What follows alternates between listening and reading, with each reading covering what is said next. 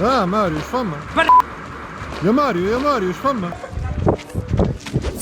هلو، كما ريتوا في الآونة الأخيرة الحوار التونسي عملت لنا إيميسيون من نوع التنين يحكيوا فيها كيفاش الادمان على الالعاب الفيديو هو مرض العصر. وبيان سور ركب الثوره والاحداث والفازات هذوك الكل شيخونا ميساجات وستاتيوهات على مواقع التواصل الاجتماعي وعملوا لنا برشا فيديوهات يسبوا ويقشلوا في الإيميسيون هذه.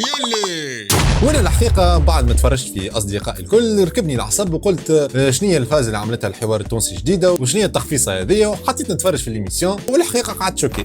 قسم بالله العظيم شوكي. قعدت شوكي خاطر الإيميسيون حسب رايي المتواضع حكيت في برشا حاجات لوجيك من غير ما تنقز على الكلافي كيف سوبر ماريو وتدمغني بكومنتير. تبع الفيديو من الاول للاخر باش تعرف شنو هي الحاجات اللي باش نقول فيها. دونك في الفيديو هذا باش نحكيو اسكو العاب الفيديو حاجه سلبيه ولا حاجه ايجابيه، شنو هي علاقه العاب الفيديو بالعنف والارهاب، وشنو هي رايي المتواضع على الإيميسيون هذه. وكان عجبتك الفيديو ما تنساش تنزل سبسكرايب الناقوس وتبارتاجيها في الفيسبوك. وباش ما تاكلوليش راسي في الفيديو هذا باش نعمل تحيه للسبونسور نتاعنا اللي عاوني في الفيديو اللي هي لعبه سيل تو سينجولاريتي. تهناو ماهوش باش يبدل لي الراي نتاعي.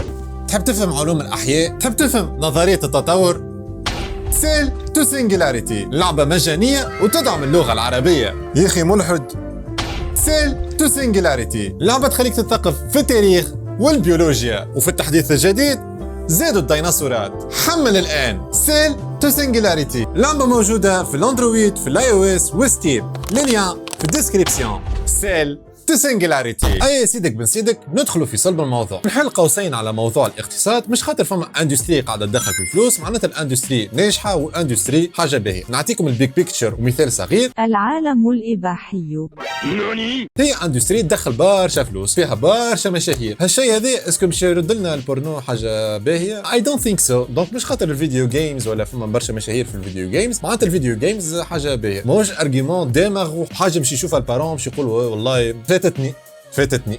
دونك باش نعمل الحجاج نتاعي قعدت نقرا في تقريبا 15 بحث علمي، تنحط لكم اللين الكل في الديسكريبسيون باش نشوفوا شنو هما تاثير الالعاب الفيديو على دماغ الانسان وعلى البسيكولوجيا نتاعو. ومن بعد لي زارغيومون هذايا ما يحكي معنا حد. دونك اول بحث علمي يفسر لنا انه العاب الفيديو عندها اثار ايجابيه على نمو المناطق الرماديه اللي في وسط الدماغ نتاعك.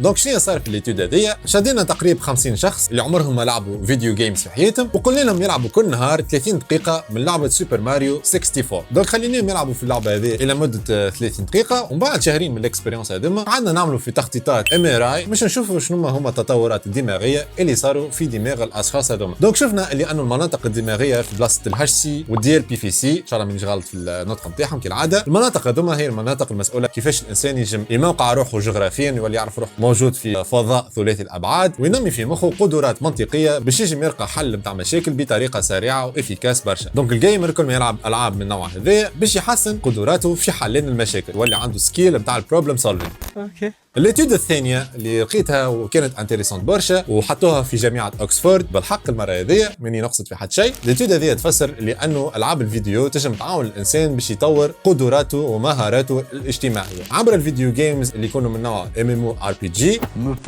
بالنسبه للبومر العاب فيهم برشا عباد. MMORPG يجم يحسنوا في المهارات الاجتماعيه نتاع الانسان نتاعو، وهذا قمه الاعجاز العلمي. الاستادي الثالثه سيدي خويا توري انه العاب الفيديو ينقصوا من نسبه الستريس اللي يركبك نهار كامل. كي تلعب فيديو جيمز يجم يرفه لك عن نفسك. بيان سور مش تبدا انت غارق في البرونز في اللول وتمشي تزيد تنرفز في روحك تلعب في لعبه لازمها تفرهدك.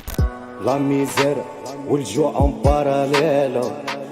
دونك شدينا تقريبا 150 مشارك في التجربه هذه، قعدنا نلعبوا فيهم فيديو جيمز لمده شهرين، قعدنا نشوفوا في التخطيطات الدماغيه نتاع الاشخاص هذوما. شفنا اللي انه بعد ما يكمل النهار نتاعو الانسان يكون عنده برين ويف قراب لبعضهم، معناتها انسان متشنج على الاخر، وكل ما يلعب فيديو جيمز النص ساعه الاولى البرين ويف نتاعو قاعدين يتحلوا بشوي بشوي، معناتها قاعد يسترخي، ومن بعد ساعه الستريس نتاعو الكل يتنحى. ايميلا شنية تو الحكايه؟ تو مادام فيديو جيمز فيهم برشا منافع هذوما، شنية علاقه الفيديو جيمز بالارهاب والعنف ودرا شنو والفازات هذوك الكل؟ ولهنا ما نجمش نلوم على لي بارون، على المذيعين وعلى السياسيين التوانسه كي يقولوا الفيديو جيمز تؤدي الى العنف. ديجا اكثر دوله عظيمه في العالم اللي هي الولايات المتحده الامريكيه، الرئيس نتاعها السيد ترامب يقول زاده انه الفيديو جيمز العاب تؤدي الى العنف. We must stop the glorification of violence in our society. This includes the gruesome and grisly video games that are now commonplace. قعدت نلوج في ريشيرش وبالرسمي لقيت اللي لا ما لقيت شيء. الريشيرش اللي لقيتها تقول اللي انه الالعاب الفيديو ما عندها حتى علاقه، حتى صفر زيرو مدى حتى علاقه بالعنف في الملاعب. باش نية هالبحث العلمي اللي عملوه هذايا؟ دونك شدوا 90 هيلثي بيبل، عباد ما عندهم حتى مشاكل نفسيه، ما عندهم حتى مشاكل صحيه، لا حتى شيء. جروب قعدنا نلعبوا فيه في جي تي 5، وجروب قعدنا نلعبوا فيه في السيمز. جي تي 5 فيها سرقه وقتل ذبح واغتصاب والحاجات الخايبه الكل في الدنيا موجوده في جي تي 5. السيمز هي لعبه تصنع بيرسوناج، تصنع شخصيه افتراضيه وتقعد تربي فيها وتكبرها وتشري لها دار وفازات الكل، ما فيها حتى اساليب نتاعهم. قعدنا نلعبوا فيهم على الاقل ساعه في النهار ونشوفوا في التخطيطات الدماغيه نتاعهم ونسالوا فيهم في اسئله كوغنيتيف ونسالوا فيهم في اسئله بسيكولوجيك باش نشوفوا شنو هما التطورات البسيكولوجيه نتاع الاشخاص هذوما. وفي اخر التيست عملنا لهم تيست باش نطلعوا لهم العصب ونشوفوا الرياكسيون نتاعهم، اسكو بالعصب اللي باش يركبهم باش تولي عندهم رده فعل عنيف. كي كملنا التيست هذايا بعد 9 اشهر شفنا اللي انه الانسان بالعكس ولات عنده امباثي ولا يحن على الاشخاص ولا يجم يتحكم في الاعصاب نتاعو، اوكي، ما عمل حتى حركه عنيفه كما اول التيست، قعد كما اخر التيست، معناتها الانسان ما تبدلت فيه حتى شيء. الفاني باج والحاجه اللي ضحكتني برشا في الاستاديو هذيا كي عملوا ستاتيستيك وشافوا الاشخاص اللي قالوا هما انسبيري من العاب الفيديو كان عندهم اثار سلبيه على الشخصيه هذيكم، شفنا شنو هما لي جو اللي يلعبوا فيهم. كانوا دي جو من النوع اللطيف، كاندي كراش، تيتريس، سوبر ماريو، والا اللعبه نتاع كراب، معناتها العاب ما عندهم حتى علاقه بالعنف، معناتها ستيل ارهابي طلع في اخر حلقه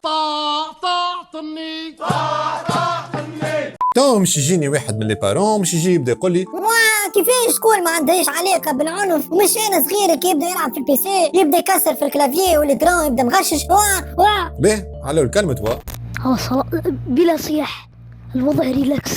فما ايتيود صارت ورات انه ال 20 دقيقه اللي من بعد طرح العاب الفيديو الانسان يكون فيه اعصاب نتاعو متشنجه برشا كي يبدا خاسر ولا صارت له مشاكل في الطرح نتاعو. مثلا كيما نعرفوا الكونيكسيون نتاع تونس، كونيكسيون طياره برشا تبدا في وسط الطرح نتاعك عادي هكا ترونكيل،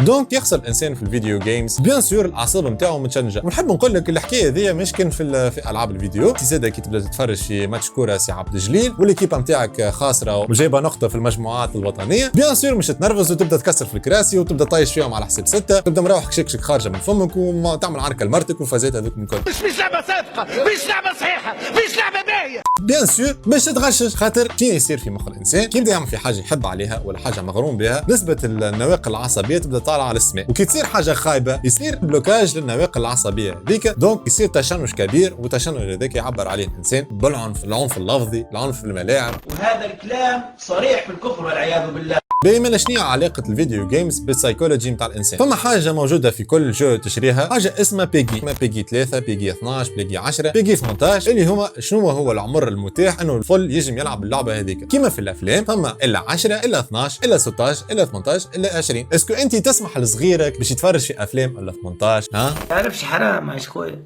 حتى في الفيديو جيمز ما نجمكش تحط صغيرك يلعب في جوات الا 18، ما تبداش تعطيه في جو مثلا عمره 7 سنين وتعطيه جو جود اوف وور اللي فيها تشلبيق لانالوج فون وفون تاع قتل وذبح. دونك حاجه عاديه ان الطفل نتاعك باش يكبر بمشاكل بسيكولوجيه، كونتروليو نيا الصغار نتاعكم قاعدين يلعبوا. وبالنسبه للجماعه اللي عندهم مرض الصرع تقعد برشا قدام السكرين نتاعك يجم ياكتيفي لك النظام هذاك ويولي عندك برشا كيسز نتاع الصرع. واخيرا الادمان على العاب الفيديو صنف في عام 2018 كمرض رسمي.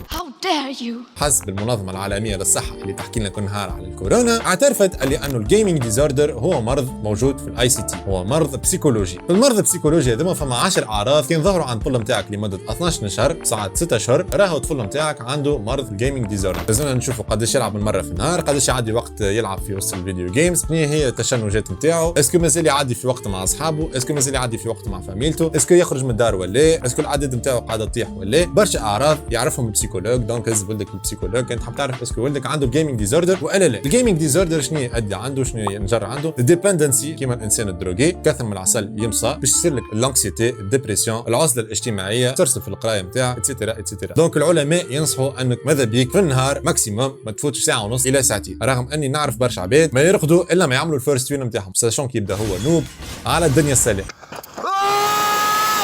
واخر ستادي فيديو هذه الكل اللي هي انواع العاب الفيديو عندهم اثار ايجابيه والا سلبيه على ذكاء الانسان وعلى النمو الدماغي. كي تلعب لعبه ما عندها حتى هدف وما هي تزيدك في حتى شيء في حياتك باش تصير لك البلاده الفكريه باش يقل التركيز نتاعك باش تولي انسان اونتر بارونتيز غبي.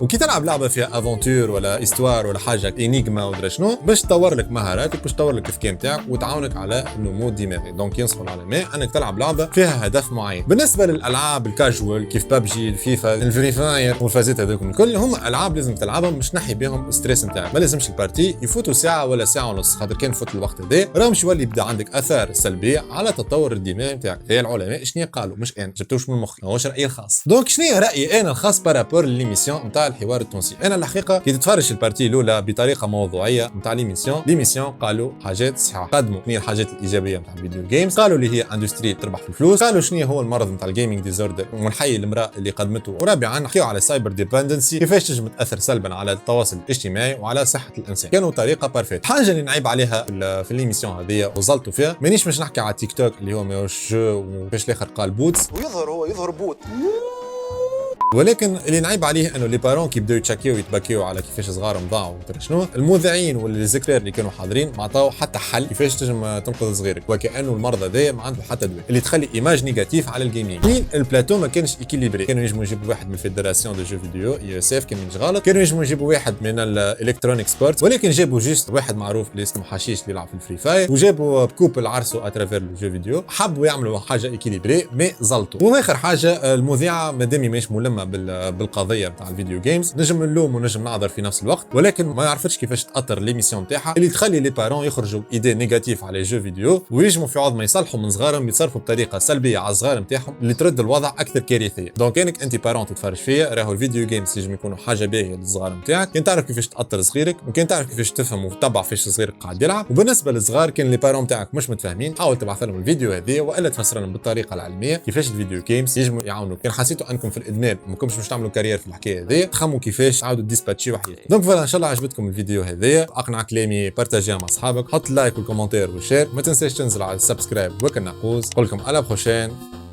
بيس.